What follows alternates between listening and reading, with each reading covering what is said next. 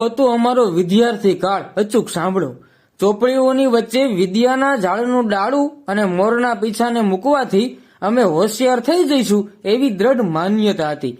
એના કારણે અમારો આત્મવિશ્વાસ વધતો અને કપડાના થેલામાં કે રાસાયણિક ખાતરની થેલીમાં ચોપડા ગોઠવવા એ અમારું આગવું કૌશલ્ય હતું. ચોપડાઓ ઉપર પૂઠા ચડાવવા એ અમારા જીવનનો વાર્ષિક ઉત્સવ હતો. પુસ્તકો ખૂબ સારી રીતે સાચવતા, કારણ વર્ષ પૂરું થયા પછી અડધી કિંમતે પાછા બીજાને વેચી દેતા. માતા પિતાને અમારા ભણતરની તો કોઈ ફિકર કે ચિંતા ન રહેતી. એ વર્ષોના વર્ષો વીતી જવા છતાંય અમારા માતા પિતાના પાવન પગલા ક્યારેય અમારી સ્કૂલ તરફ પડતા ન હતા.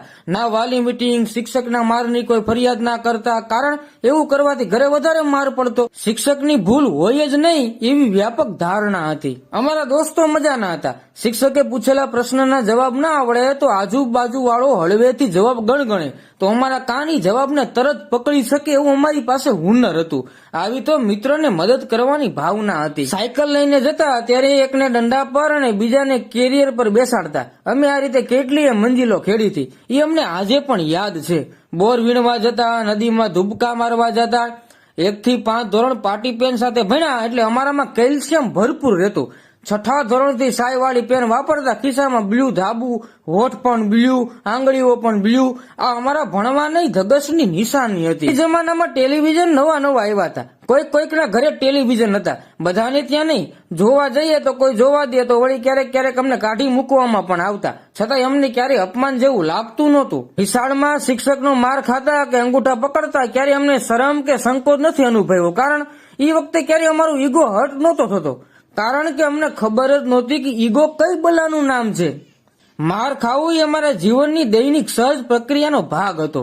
મારવા વાળો અને માર ખાવા વાળો બંને ખુશ થતા, કારણ એકને એમ હતું કે ઓછો માર ખાતો અને બીજાને એમ થતું કે અમારો હાથ સાફ થઈ ગયો. આમ બંને જણા ખુશ. વેકેશનમાં મામા, ફઈ, માસીના બાળકોનું ટોળું અમારા ઘરે આવતું. ધીંગા મસ્તી કરતા, છતાંય મા બાપને કંટાળો ના આવતો, કારણ એની કોઈ લક્ઝરિયસ માંગ ના રહેતી. જેવું ઈ ખાઈ લેવાનું, નીચે હારબંધ ગોદડામાં સૂઈ જવાનું, વાડીએ જઈને કુંડીમાં સમૂહ સ્નાન કરી આવવાનું. દરરોજ નાવાનું પણ ફરજિયાત નહોતું. મગફળીના દાણા અને ગોળ અમારો નાસ્તો હતો. 10 પૈસાના ચાસણી વાળા બરફના ગોળાની લાલચ આપી અમારી પાસે ખૂબ કામ કરાવી લેવાતું. ત્યારે કોઈ બાળ અધિકાર પંચ નહોતું કે અમારી મદદે આવે. જે જીવન જીવીને અમે આવ્યા છીએ એની સામે હાલનું જીવન કાંઈ નથી સાહેબ. અત્યારનું કોઈ દુઃખ અમારા આત્મવિશ્વાસને ડગાવી ના શકે. એટલા મજબૂત બનીને અમે મોટા થયા છીએ.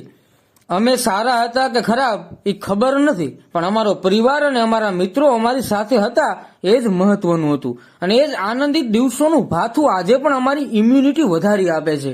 એટલે તો આજે પણ અમે રાતી રાયણ અને ગલગોટા જેવા છીએ. એ હંમેશા ખુશ રહો, મસ્ત રહો.